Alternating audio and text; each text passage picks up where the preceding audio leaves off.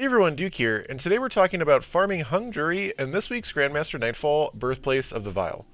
The Nightfall weapon drop this week is Hung Jury, and this is the only week this season we will be able to farm it. This is the #1 weapon on my list of Nightfall weapons to farm this season, as I find it to be one of the best kinetic scouts in the game, and this will be the first time we can get it with the origin traits to push it to be just that little bit stronger than the original versions. I'm mostly looking at stunning recovery, with scouts often being a champion mod, and this will allow for healing, recovery, and a partial reload on champion stun. But Vanguard Vindication and Amalon Fluid Dynamics are the other options that will still be valuable when not using it in champion content. The two roles I'd recommend looking out for are Rapid Hit and Explosive Payload, and Subsistence and Firefly.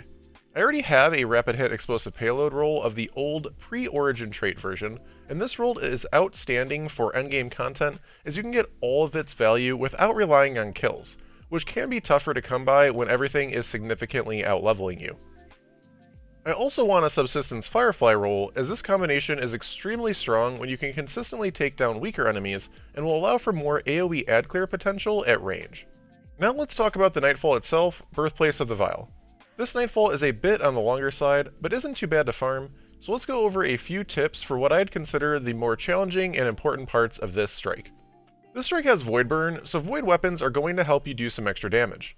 The loadout I usually run is Wither Horde with a Void Scout and Typin, but Forbearance, even with it not being Void, is another top tier option as well in order to quickly blast waves of enemies. Either way, I definitely recommend a grenade launcher of sorts due to their ability to ad clear, stun unstoppable champions, as well as apply weaken clear to bosses and champions. The two mods I'd recommend at least one person run on your team are Weaken Clear, as just mentioned, for the extra boss and champion damage, as well as Lucent Finisher to make constant heavy for both you and your team from champions. In the first mini-boss room, just a minute or so into the strike, you can push to the back right corner immediately to give yourself cover and allow things to funnel into you quickly and efficiently. There's a number of little ads, but just be wary of the Unstoppable to take it down quickly, and from there you can easily handle the boss on its own.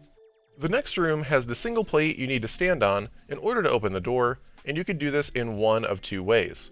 Either A, use constant invisibility to stand on the plate and finish it quickly, or B, kill waves of enemies for about 2 minutes until the waves stop spawning, allowing easy access to the plate. Either one of these strategies can work totally fine. Just be a bit careful here because the screebs and grenades that the enemies throw can very easily kill you if not focusing on one of these two strategies. The next bit is pretty straightforward, but once you reach the outside bit with 2 staircases and head into the next room, I'd suggest at least one person push out to the right side open area in order to get multiple angles at these enemies. Having everyone standing in the single doorway at the start of this room is a recipe for disaster, either through grenades being thrown at you or enemies being immune at angles that you cannot see.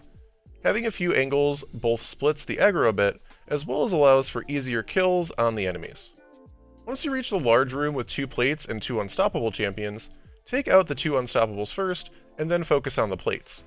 I'd suggest focusing on them one at a time for maximum ease of completion, and don't forget that you don't need to stay glued to the plate. Jumping up on the numerous pillars in the room can allow for some time to take down the screebs or other enemies if they start overwhelming you, while not being in much danger of them killing you. Basically, just take your time, play together, and this room won't be too much of an issue. The rest of the strike until the boss is very straightforward.